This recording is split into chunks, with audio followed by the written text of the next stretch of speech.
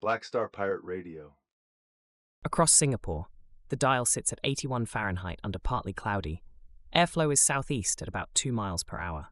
Tonight, we tune into the sovereign architect framing, building inner and civic spaces on consent, provenance, and dignity.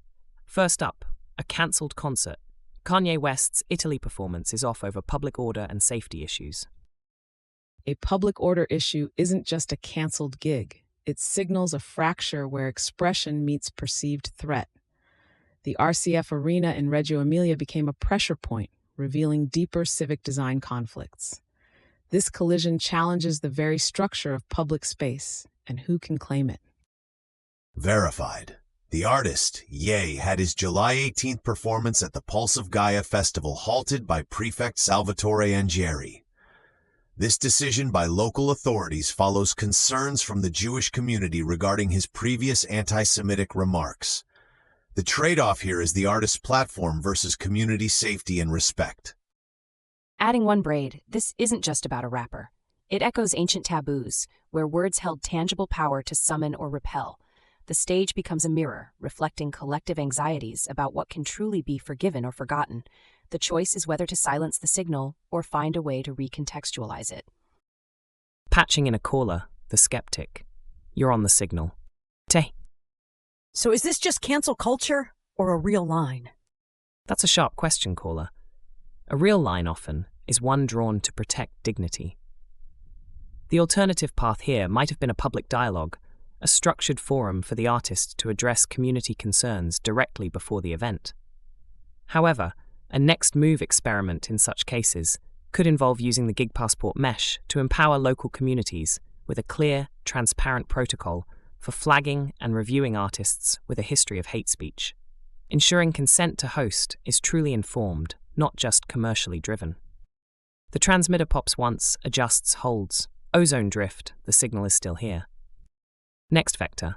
Starmer is urged to intervene in a rigged Indian prosecution of a British human rights activist.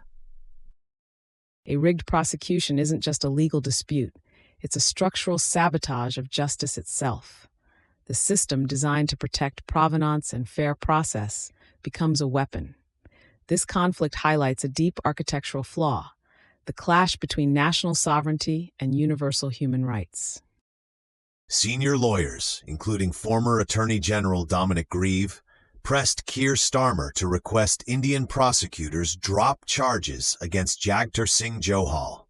Johal, a British national, has been jailed for 8 years, already acquitted of terrorist charges in Punjab due to failed evidence. The trade-off is national legal autonomy against international human rights obligations and the dignity of the accused. This isn't just a double jeopardy breach. It's a pattern of projecting state fears onto individuals, a familiar shadow play across jurisdictions. The narrative of terrorism often obscures a deeper fear of dissent or perceived foreign influence, eroding the provenance of justice. Is justice truly blind when politics dictate the outcome? Your rigor is noted, caller. Justice, like any architecture, can be compromised.